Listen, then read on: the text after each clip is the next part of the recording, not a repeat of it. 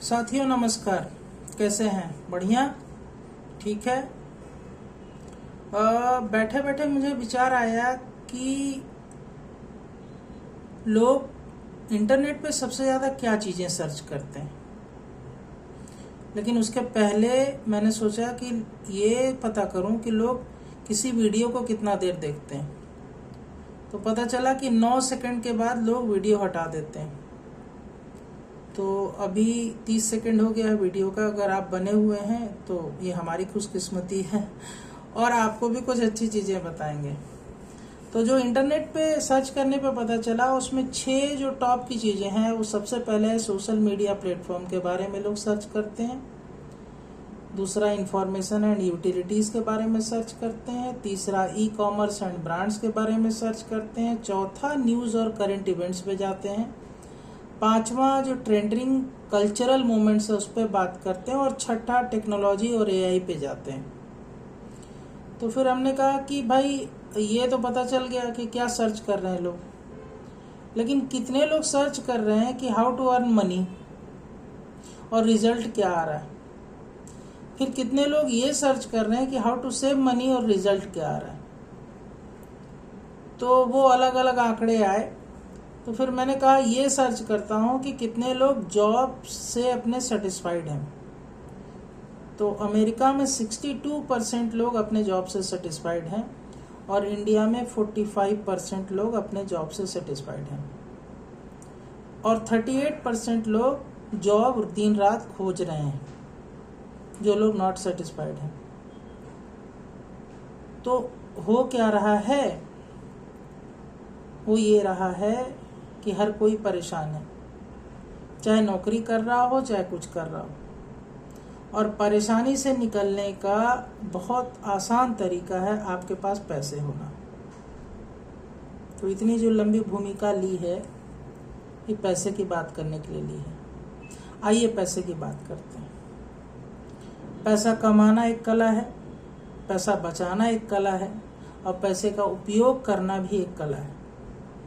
लेकिन जो हम लोगों को देखने को मिलता है खास करके बैंकिंग सिस्टम में, कि कितने ही सारे लोग इस दुनिया से चले जाते हैं और उनके पैसे को लेने वाला कोई नहीं।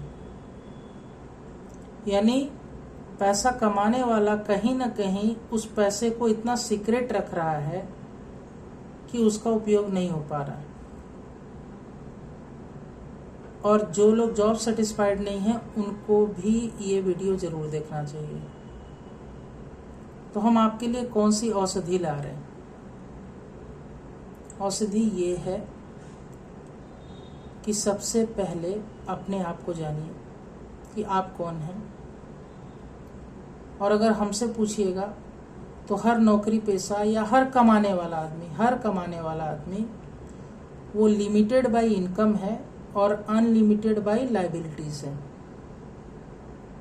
फिर से रिपीट करते हैं, limited by income and unlimited by liabilities.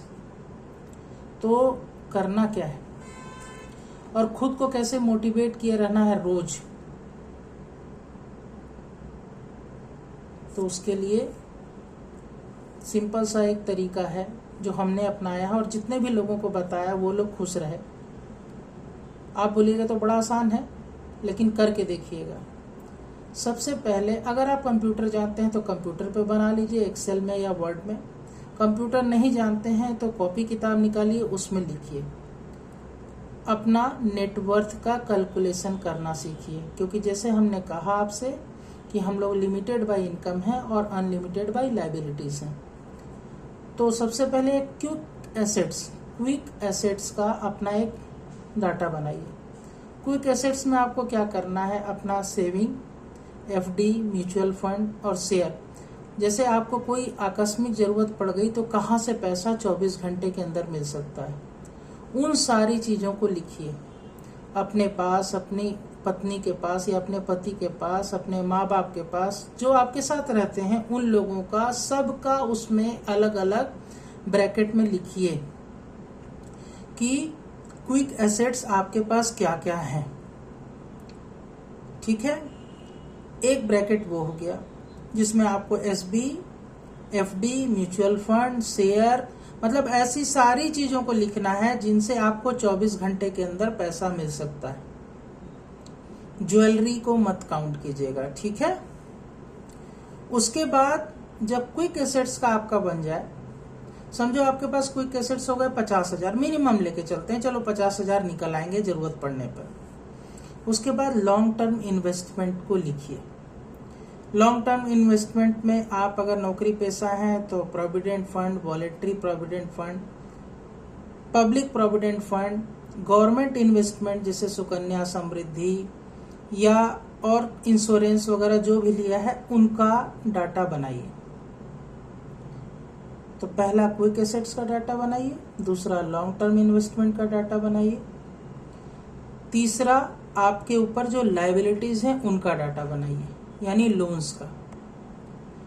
अब ये जब 3 डाटा आपके पास बन जाएगा, बड़ा आसान है कहना लेकिन बनाने में काफी मेहनत लगेगी क्योंकि आपको निकालना पड़ेगा आपने कहाँ कहाँ क्या क्या रखा है। ये जब बना लिया तो आपको पहला आपकी बैलेंस शीट, आपकी पर्सनल बैलेंस शीट में निकल के आएगा क्विक वर्थ। क्विक वर्थ क्या करेंगे आप, कैसे निकालेंगे? Quick assets minus loan.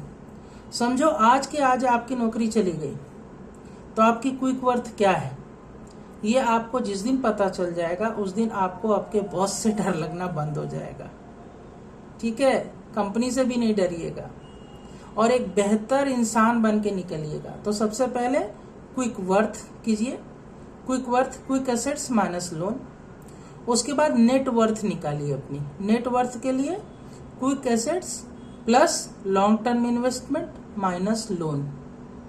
तो ये आपकी एक पूरी शीट बन गई। इस शीट में आप अपने प्रॉपर्टी डिटेल्स और बाकी सारी चीजों को भी ऐड कर दें और इसको हर महीने कोशिश करें एक बार अपडेट करने की और अपने कुछ खास लोगों से इसको जरूर शेयर करें। समझो प्रिंट आउट निकाल लिया और उसको अपनी पत्नी को या अपने पति को ले जाके दे दिया। डरिए मत, हमारे जाने के बाद हमारे परिवार के ही काम आने वाला है, तो आज से उन पर भरोसा नहीं करेंगे तो कल कुछ मिलेगा नहीं वापस। इसलिए अपने परिवार से अपनी संपत्ति का ब्यौरा जरूर शेयर कीजिए और विश्वास मानिए एक बहुत बड़ा मोटिवेशनल टूल है जो आपके साथ मैं शेयर कर रहा हूँ कि आप अपनी नेटवर्थ को जिस दिन कैलकुलेट करने लगेंगे आपको एक अलग लेवल का मोटिवेशन मिलेगा। आपको जिंदगी का मायने पता चलेगा कि आपको क्या करना चाहिए, आपके पास क्या चाहते हैं आप। क्योंकि पैसा भगवान नहीं है, लेकिन भगवान ने जो चीज सबसे बेहतरीन दी है आज के समय वो एक पैसा है जो बहुत सारी अच्छी चीजें परचेज कर सकता है।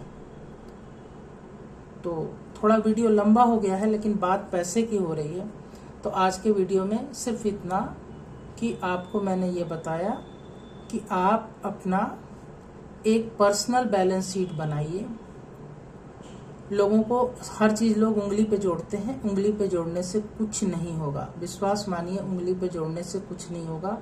जिस दिन लिखना शुरू कर दीजिएगा अपना हिसाब किताब, आपका घर भी सुरक्षित रहेगा, आप भी सुरक्षित रहेंगे और आपकी नेटवर्थ पता होने से आप बेहतर परफॉर्म कर पाएंगे अपने जॉब में, अपने समाज में।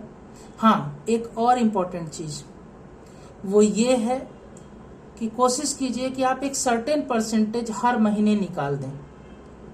उस ईश्वर के नाम पे निकाल दें, अल्लाह, भगवान, किसी के भी नाम पे निकाल सकते हैं कि समझो 1% अपनी कमाई का हर महीने निकाल दिया, उसको एक तरफ रख दीजिए, अपने घर में रखिए, कैश में रखिए उसको। वो आपको आकस्मिक रूप से मदद करेगा। जब समझ लीजिए कोई कहीं से नहीं, आपका एटीएम काम नहीं कर रहा है, कुछ नहीं काम कर रहा है, तो वो पैसा आपके काम आएगा। और नहीं तो उस पैसे से आप लोगों को दान कर सकते हैं, लोगों की मदद कर सकते हैं। समझो किसी को 10,000 की जरूरत हो गई, आपने उसमें से निकाला दे दिया, आपको तकलीफ भी नहीं होगी कि अगला ले जाने वाला लौटाया कि नहीं लौटाया। क्यों? क्योंकि आपने उसको पहले ही निकाल दिया था। ठीक है, तो करेंगे। मेरी बात अगर बुरी लगी हो या आपके पास कुछ और बेहतर आइडिया हो तो जरूर बताइएगा। ठीक है, ओके, बाय बाय।